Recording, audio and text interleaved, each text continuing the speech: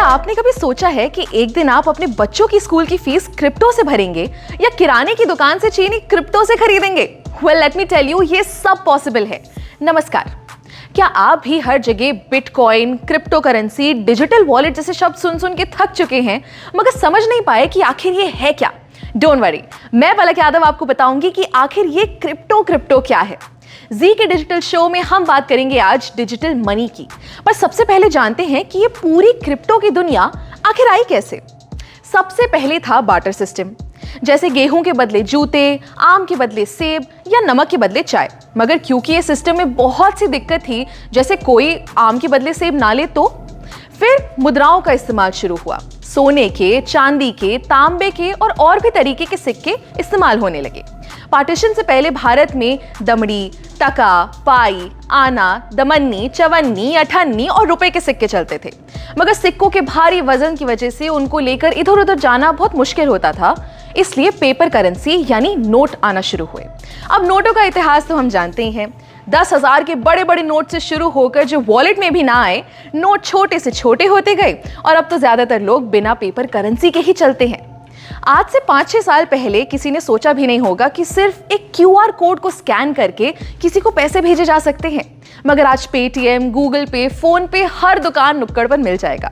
ऐसे ही मैं आपसे कहूं कि डिजिटल करेंसी की दुनिया दूर नहीं है तो शायद आप भी विश्वास नहीं करेंगे, मगर 2009 से ही ये पूरी दुनिया शुरू हो चुकी है। शुरुआत में लोगों को इसके बारे में उतना पता नहीं था, मगर पिछले कुछ सालों में ये बहुत पॉपुलर हो गया है और आगे ये सिर्फ बढ़ेगा ही। मगर ये डिजिटल करेंसी या क्रिप्टो करेंसी होती क्या है? डिजिटल करेंसी एक वर्चुअल करेंसी है, यानी जिसे आप इन नोटों की तरह अपनी जेब में नहीं रख सकते। ये हमारे ऑनलाइन वॉलेट में रखी जाती है, यानी बिना किसी झंझट के आप इसे कहीं से भी एक्सेस कर सकते हैं। अच्छा, इसी का दूसरा नाम कह सकते हैं क्रिप्टो करेंसी। Crypto currency. अब करेंसी का मतलब तो हम समझते हैं पैसा, मगर ये क्रिप्टो किस भला का नाम है? क्रिप्टो मतलब छुपा हुआ या जो सीक्रेट हो, यानी कि आप क्रिप्टो करेंसी से अपने पैसे की जो भी ट्रांजैक्शन करेंगे या लेन देन करेंगे वो सब छुपा हुआ होगा और सिक्योर होगा। ये क्रिप्टो करेंसी का चलन 2009 में शुरू हुआ, जब सबसे पहली बार सातोशी नाकामोटो नाम के एक आदमी ने वर्चुअल करेंसी बनाई। अब इसका नाम हम सब ने कहीं ना कहीं सुना ही है। जी हाँ, बिटकॉइन।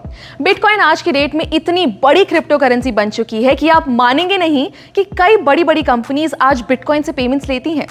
एक मजे की बात बताऊं, अगर आपने 2009 में एक बिटकॉइन खरीदा होता तो आज आपके पास बिना कुछ किए बैठे बिठाए करीब 16 लाख रुपए होते। मगर आज इथेरियम, डॉजकॉइन, टेथर जैसी 19,000 क्रिप्टो करेंसीज बन चुकी हैं। इन करेंसीज को हम खरीद सकते हैं, बेच सकते हैं और चाहे तो इनमें इन्वेस्ट भी कर सकते हैं। अब ये तो हम समझ गए कि क्रिप्टो करेंसी एक तरीके के ऐसे पैसे हैं जिन्हें हम छू नहीं सकते, मगर अगर हम इनसे खरीदेंगे या बेचेंगे तो इसे कोई कंट्रोल कर रहा होगा क्या? जी नहीं। यही खास बात है क्रिप्टो करेंसी की। इसे कोई थर्ड पार्टी जैसे कोई बैंक या कोई सरकार कंट्रोल नहीं करती, यानी कि ये डिसेंट्रलाइज्ड होता है। पूरे ट्रेडिशनल बैंकिंग सिस्टम को तोड़ते हुए क्रिप्टो की ट्रांजैक्शन सीधे एक वॉलेट से दूसरे वॉलेट में होती है। क्रिप्टो करेंसी को पहले उतनी मान्यता नहीं मिली थी। भारत जैसे कई देशों में इसका इस्तेमाल बैन था, मगर धीरे धीरे बहुत से देशों में ये लीगल हो चुका है। मार्च 2020 में भी इंडिया ने क्रिप्टो करेंसी से बैन हटा दिया। यहां तक कि हमारी फाइनेंस मिनिस्टर निर्मला सीतारमण ने 2022 के बजट में डिजिटल रुपी लॉन्च करने की बात की है। जी हाँ, भारत की पहली डिजिटल करेंसी। आरबीआई द्वारा लॉन्च की गई ये करेंसी रुपये के बराबर होगी और इसे फिजिकल करेंसी से एक्सचेंज किया जा सकेगा। है ना कमाल की बात? दोस्तों, क्रिप्टो की ये दुनिया जितनी बड़ी है उतनी ही इंटरेस्टिंग भी है, तो इनके बारे में हम जितना जाने उतना कम रहेगा। अगली वीडियो में हम आपको बताएंगे क्रिप्टो से जुड़े एक बहुत अहम चीज के बारे में जिसका नाम है ब्लॉकचेन। तब तक के लिए स्टे ट्यून्ड और देखते रहिए जी न्यूज़ डिजिटल।